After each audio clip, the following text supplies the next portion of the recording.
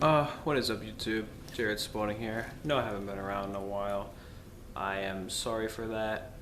A little bit more stuff came up. I really am sorry. I should be back regularly now, hopefully. But today I'm going to be talking about some of the most collectible coins. Now, most of them, I will warn you right now, are going to be U.S. oriented. Maybe there'll be a few world coins. It's basically just going to be coins that I consider collectible.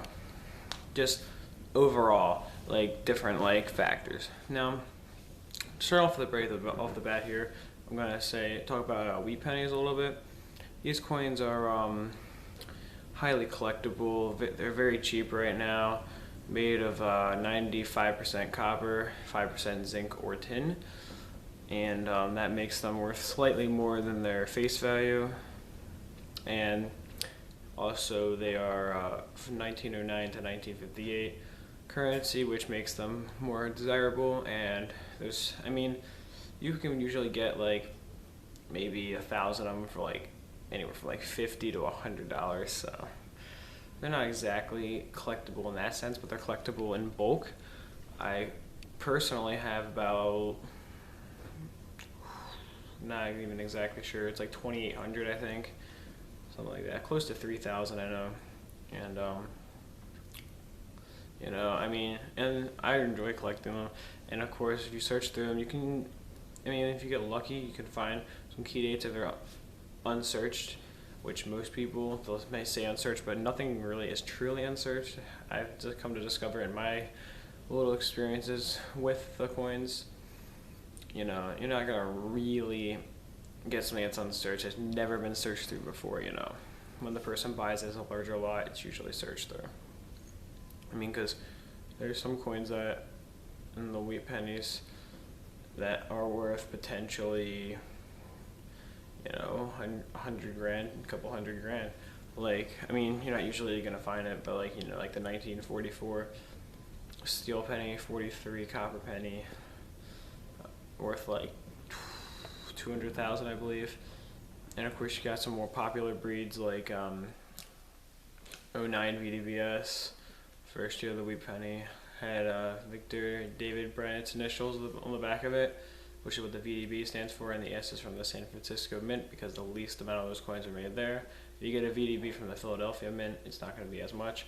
However, because like a VDB is like maybe like $6 or $7, but one from the San Francisco Mint without the VDB is still worth a good 60 or 70 if it's in good condition.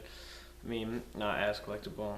That's probably one of the best known. Another good known example is the 55 double die, which can be are in really good condition, are sold in auction for as much as 50 grand, but most are going to be anywhere from high hundreds, like 800, 900 to maybe like 12 or 1,300, something like that.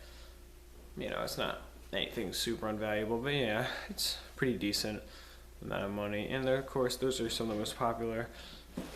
There's the lesser known ones like the I believe the 1922 weekday, which is worth up to like $120. There's some other ones. There's a lot of really collectible ones in there. Even 1943 steel cents are collectible because that's the only year they were made of steel. And those are worth maybe up to like $1, not worth much. And of course, there's in between the lower and upper extremes of the wheat pennies.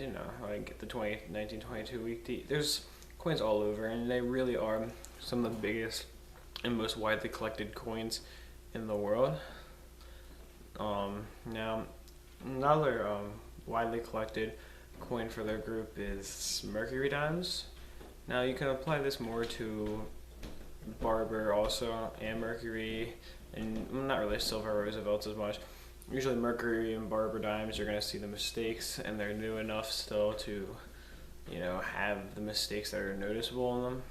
Because like anything older than wheat pennies, Indian heads are collected also, but they're a lot more expensive than wheat pennies, so usually most investors will stick to wheat pennies. Mercury dimes and barber dimes are pretty much the same cost. Barbers are a little bit more expensive. I personally don't have too many of either. I have maybe 15 mercs and only a couple barbs. I really don't collect those as much, but I can tell you that they are worth a minimum of like $2.47, something like that, because they contain 90% silver. I mean, they're smaller, so they're not worth too much, like compared to like a dollar coin that's made of 90%. But a lot of times people will coin roll hunt for these more so than many other coins, because these are some of the most common to find. I mean, a lot of people will go hunting for mercs and barbs, and you shouldn't really be expecting them, but you can find them usually. Maybe not usually, but I mean, with the amount of dimes you're buying, like $1,000 worth of something crazy like that, you can sometimes pull it off. I mean, and silver Roosevelts, of course, are collected, but like some mercury dimes are worth like 10 grand. And barbs, same thing. A lot of errors and really like rare ones, just because a certain mint, certain condition. All these factors can kind of come into play. Now, another very collectible coin, not as widely collected, is ancient Roman / well, maybe not Greek so much coins, but just pretty much any ancient coins over 2,000 years old. I personally only have 3 ancient coins. I have 2 from over 2,000 years ago, from BC times, and I have one from about 450 AD, Roman Empire. And I mean, they're nothing really valuable. Like at least these foreign coins, even though they're ancient, are worth like $10 a piece. They're really not that valuable. They're like a dime a dozen, but they can be widely collected. I've seen collections of people who have maybe 60 or 70 pounds of them, and at $10 a piece for that, you're looking at many thousands of dollars. So I mean, they are pretty widely collected. You can go online and find them pretty easily, very cheap. I have seen some that are more valuable, such as one that was, I believe, 477 CE. It was actually an MS-64 condition.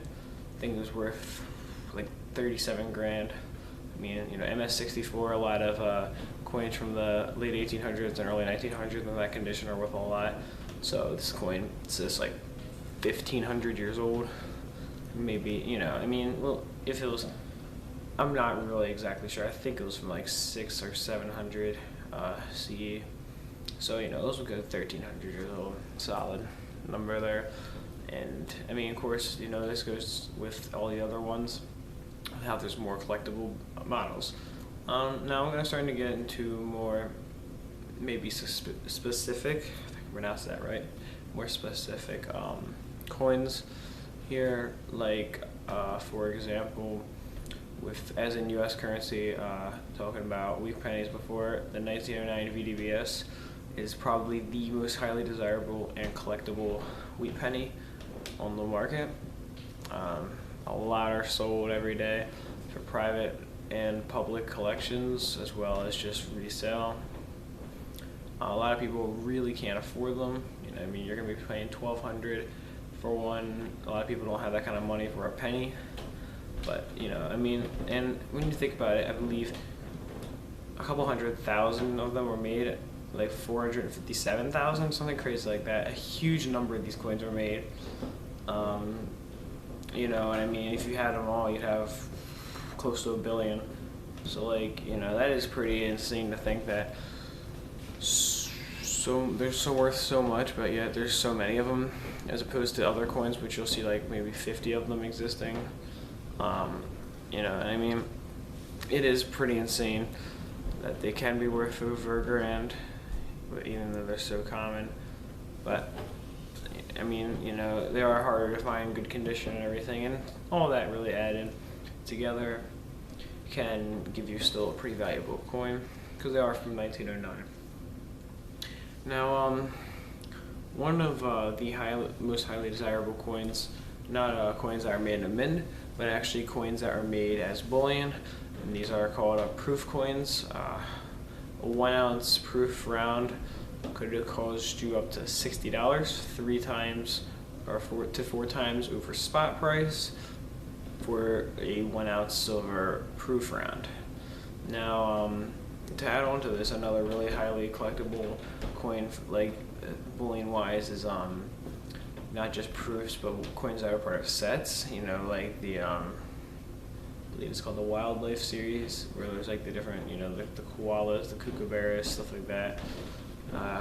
And I've heard a lot about kookaburras actually being worth quite some money if you can have an entire set of them. And there's some other desirable bullions such as the American Eagles, stuff like that. You know, all sorts of interesting stuff that can be worth a lot of money if only if you were made. Some very limited edition rounds made by huge companies. You know, like talking about rounds, maybe like 100 were made out of like 1 million coins produced that year by that company. You know, and that makes coins worth a lot more. Those are a lot more desirable than most coins would be when it comes to bullion. Now, I mean, of course, there's always more examples of collectible coins out there, but I just kind of wanted to sum it up, at least for U.S. currency. If you enjoyed the video, let me know in the comments. I always respond, and leave it a thumbs up. You know, if you don't have a channel, make one, because I mean, YouTube without a YouTube channel really isn't much fun. And with that, I'd like to say thanks for watching, peace, love, and as always, much respect.